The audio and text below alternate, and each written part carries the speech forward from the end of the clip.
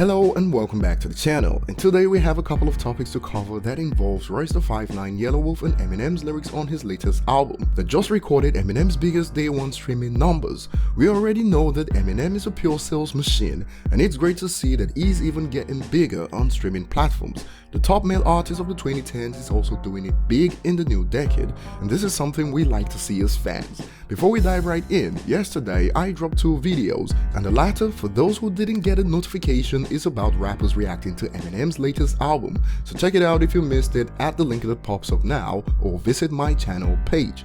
So first of all, I remember that when I dropped a video on the 2nd of January that included info that something was going on between Royce the 5'9's camp and Yelawolf based on Royce's brother's tweets, Kid Vicious. I remember that under that one, many people claimed that I was manufacturing stories, and I was called a couple of things because of that news. This is absolutely the worst m/shady news source I was called, among other things, because many believed I was manufacturing the story. Now, I certainly don't see myself as a news outlet. I'm more of a commentary on the news kind of guy, but I source news like how I found out that something was going on between Royce and Yella, and guess what? On Royce the 5'9's latest single from his upcoming album, The Allegory, Royce actually took shots at Yella. With all that's been happening lately, Eminem's latest album releasing and now this, I'm beginning to feel like Eminem so uncomfortable winning when it comes to this, and here's how this went down in the past couple of hours between Royce and Yella. On the song Overcomer, here's Royce's message to Yella. Yelawolf, this is your first and last pass. I ain't gonna put it on blast. Your punk ain't know what this about. You think it's about being loud or trying to be hostile? Till you get found face down on the ground outside Kid Rock house. Though you a vulture pundit, I hope you get sober from this. Men lie, women lie, so the numbers. Now, just because I commented on something I saw brewing that many of us Eminem fans don't like to see doesn't make me the bad guy for it. I saw Kid Vicious ranting about Yelawolf on Twitter, and I knew something was up, and I reported the story and dropped my opinion on it. Apparently, Yelawolf also responded, and before we get to that, if you like content like this, hit that like button, and if you're new here, also hit the subscribe button and turn on notifications.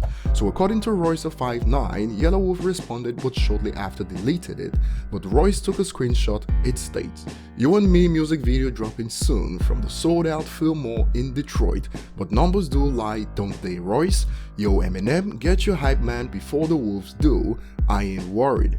Royce the 5'9" posted this on his Instagram with the caption, "I can remove you quicker than you deleted this post, David Duke, and nobody can stop me. See, you want it to be one way, but it's the other way."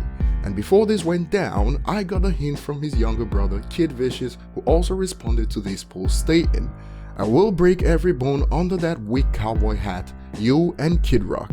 Now, the story behind this is not clear yet, but it's obvious that it has something to do with skin color, either said by Yelawolf or one of his associates, and Royce the 5'9's camp found out about it.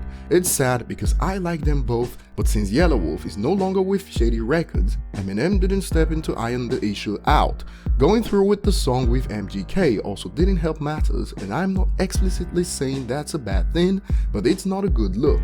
Royce, in a previous collaboration with Yelawolf, once stated, "Look, if Yelawolf tell a brother that he wants you deaded, you'd be deaded." And it's moved from that to this. So next up in line is more about the controversy surrounding Eminem's album release relating to Ariana Grande fans who honestly believe that it was possible to cancel Eminem in his 3rd decade. When compared to his old stuff, those lyrics qualify as a love tap. Now, the mayor of Greater Manchester, Andy Burnham, also criticized Eminem, stating, "This is unnecessarily hurtful and deeply disrespectful to the families and all those involved, but I can smell the hypocrisy from my PC screen because people think they can pick and choose when to complain about Eminem. When it doesn't affect them personally, it's all good, but as soon as it hits close to home, it becomes a problem." I posted this tweet hours ago to highlight this, and if you're on Twitter, follow me and let's make this tweet platinum. It's already certified gold by Twitter standards, and from the replies you can see that some people don't understand the purpose of the tweet. It's not about morality or if rappers should change, it's about the outrage that only happens when it hits close to home.